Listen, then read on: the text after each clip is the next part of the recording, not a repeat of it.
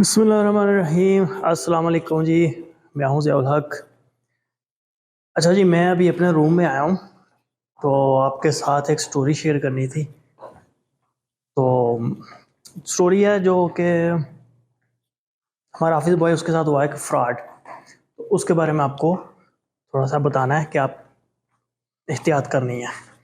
लेकिन इससे पहले ये देखें ये क्या हो गया हमारे साथ। कुछ नहीं हुआ। ये देखें जी, चूल्हा हो गया ख़राब। इलेक्ट्रिक चूल्हा था, उसके ऊपर चाय बना रहे थे ये लड़के। इन्होंने चाय गिरा दी और वो सारा गया जल। तो चूल्हा वो ले गए हैं, बाकी चोली रह गई है। तो खैर चले, आपको जो है ना बताते हैं कि हुआ क्या है उसके साथ, और आप किस तरीके से बच सकते हैं और आपको क्या करना चाहिए। वे जी, लेट्स गेट स्टार्टेड। ओके, चले बताते हैं आपको स्टोरी, ताकि आप लोग भी आइंदा के लिए ख़बरदार हो जाएं।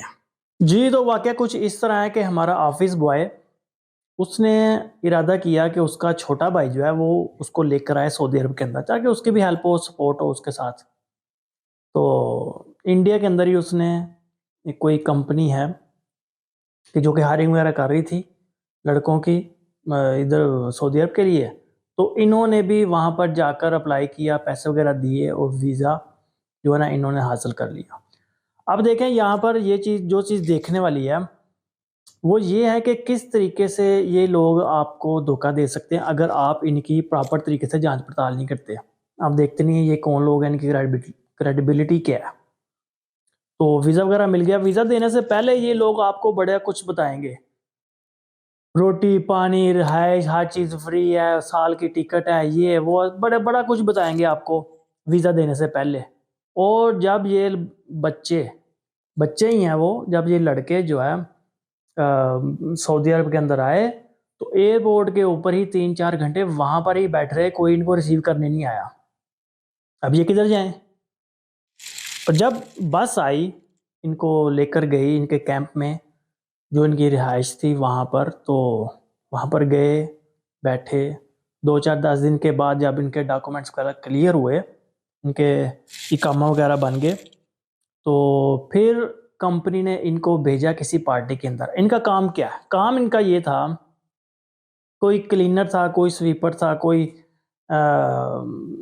ऑफिस बॉय के लिए, ठीक है, कोई वेटर था। इस तरीके से ये काम करने वाले लड़के थे सारे। तो कंपनी ने एक प्रोजेक्ट लिया, कोई पार्टी चल रही थी वहाँ पर, उनको सर्विसेज चाहिए थी, तो इन्होंने लड़कों को भेजा। और वो पार्टी कहाँ पर हो रही थी? सहरा के अंदर, डेजर्ट में, जहाँ पर कोई और कुछ नहीं है, सिटी नहीं है, बाहर बिल्कुल दूर। तो वहाँ पर ये बच्चे गए हैं, ये लड़के, बाबा मेमू से बच्चे निकल रहा है, ये लड़के वहाँ पर गए हैं। तो 3-4 दिन तक ये वहीं पर रहे हैं। और जब ये वहाँ से वापस आए हैं, तो इसका भाई जो कि हमारा ऑफिस बॉय है, वो इसको मिलने के लिए गया है। उसने पूछा इससे कि क्या सूरत हाल है, कैसा काम जाम है, ठीक हो, कोई तकलीफ को परेशानी? तो उसने बताया, भाई परेशानी क्या, तकलीफ क्या, सारा काम तो बढ़ गया।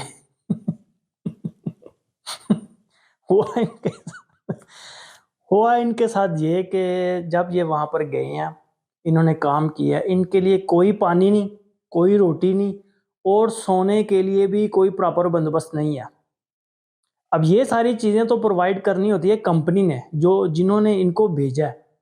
अब जिनका वो जाके काम कर रहे हैं, जहाँ पर जाके ये पार्टी अरेंजमेंट सारा चीज़ें ये कर रहे हैं वहाँ पर, वो तो उनके तो ज़िम्मे नहीं है, ज़िम्मे तो कंपनी के है।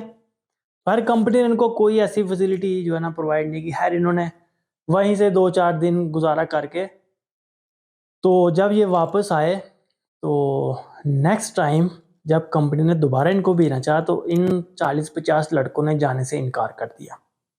और जब उन्होंने थोड़ा इनको डराया धमकाया, ये जो यहाँ पर होते हैं ना सुपरवाइज़र मस्त्री वगैरह, तो उन्होंने इनको डराया धमकाया थोड़ा, तो कुछ लड़के उनमें से तैयार हो गए जाने के लिए। देखिए, जब आप किसी को पुलिस का या वापस भेजने का इस तरह से आप धमकियाँ देके, तो फिर नए लड़के होते हैं वो बच ही जाते हैं, वो डर ही जाते हैं। तो हर कुछ लड़के जाने के लिए तैयार हो गए। लेकिन जब वो गए हैं, तो वो उस साइट पे पहुंचे ही नहीं, वो रास्ते में ही उतर गए हैं।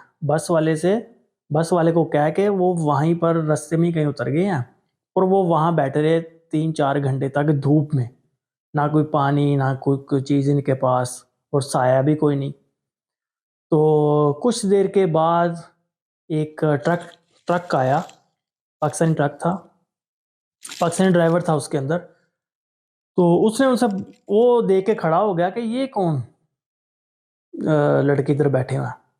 तो उन्होंने उनसे पूछा कि हाँ भाई क्या मसला है, क्यों इधर हो। तो साहब ने बताया इस तरीके से कि ऐसे ऐसे हुआ है हमारे साथ, तो हम नहीं जाना चाहते। तो उसने कहा चलें आप लोग जो है ना थोड़ी देर मेरा इधर इंतज़ार करें, मैं ये सामान उतार कर आता हूँ, तो मैं वापस से आपको ले जाऊँगा, आधे घंटे तक मैं आऊँगा। तो वो आधे घंटे के बाद वापस आकर तो इनको जब सिटी की तरफ लेकर आया, तो चेक पोस्ट के करीब आते ही उसने थोड़ा पीछे उसको उतार दिया कि आगे जो है ना आप लोग इधर उतर जाओ, क्योंकि आगे मेरे साथ प्रॉब्लम हो सकती है। तो यहाँ से आप पैदल जाके जहाँ पर जाना चाहें आप जा सकते हैं, टैक्सी वगैरह या जो भी है। तो बात करने का मकसद ये है कि जब भी आप लोग, ख़ास तौर पर इंडिया और बांग्लादेश के लोग, किसी कंपनी को पैसे दें अपने वीज़े के लिए, इंडिया बांग्लादेश का नाम है इसलिए ले रहा हूँ कि वहीं से ज़्यादातर लोग आते हैं। पाकिस्तान में जो लोग हैं वो ज़्यादातर अपने रिश्तेदारों से, भाई से, कज़न से या दोस्तों के साथ कुछ अरेंजमेंट करके तो वीज़ा लेकर फिर वो आते हैं। इंडिया के जो लोग हैं वो ज़्यादातर कंपनीज के थ्रू आते हैं। तो इसलिए थोड़ा सोच समझ कर आएँ, थोड़ा देखें, उनकी क्रेडिबिलिटी चेक करें। अगर आप पूछने का इरादा करेंगे, मालूमात लेने की कोशिश करेंगे, तो कुछ ना कुछ आपको मिल ही जाएगा। एक बंदे से, 2 से 10 से बंदों से आप मिलेंगे तो आपको कुछ ना कुछ तो इन्फॉर्मेशन मिलेगी ना, कि ये बंदे कैसे हैं, ये कंपनी कैसी है, एजेंट कैसा है, इसकी क्रेडिबिलिटी क्या है, हम इसको पैसे देने जा रहे हैं, इतना सरमाया है हमारा, तो ये कहाँ तक हमारे साथ चलेगा, या ये रिलायबल भी है कि नहीं, ट्रस्टवर्दी भी है कि नहीं, कोई धोखा तो नहीं देगा, कोई फ्रॉड तो नहीं करेगा। तो अगर आप कोशिश करेंगे ढूँढने की तो आपको पता चल जाएगा कि ये लोग कैसे हैं।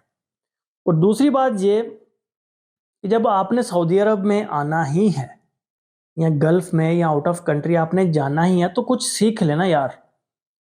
क्यों आके यहाँ पर आपने सफाइयाँ करनी है, आपने क्लीनिंग ही करनी है, वेटर ही बनना है, तो आप कोई काम सीख लें ना।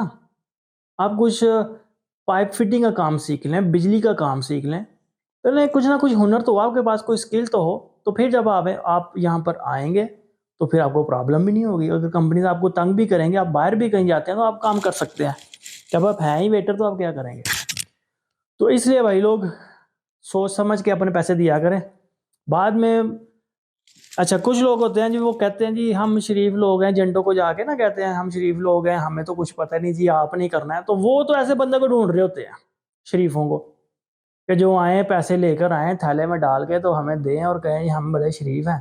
तो वो तो शरीफों को ढूंढ रहे होते हैं कि जाकर, ताकि दिन के साथ बाद में ज़्यादा मुखमारी ना हो तो बाद में फिर आप पीछे पीछे और एजेंट आगे आगे, कोई रिटर्न नहीं करता, कोई कुछ नहीं करता, पैसे आपके जाते हैं डूब।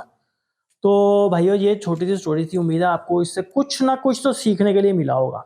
सही है, कुछ ना कुछ आपका दिमाग जो है ना एक्टिव हुआ होगा। तो अगर एक्टिव हुआ है तो कमेंट में ज़रूर बताना है, अगर एक्टिव नहीं हुआ, अभी भी सो रहे हैं, तो फिर भी कमेंट में बता दें कि हम सो रहे हैं। तो ठीक है, चैनल को लाइक सब्सक्राइब करें ताकि इसके ऊपर मैं और वीडियोस डालता रहूं, और इन्फॉर्मेटिव भी होंगी और फ़ायदा भी होगा आपका भी मेरा भी। अस्सलाम वालेकुम।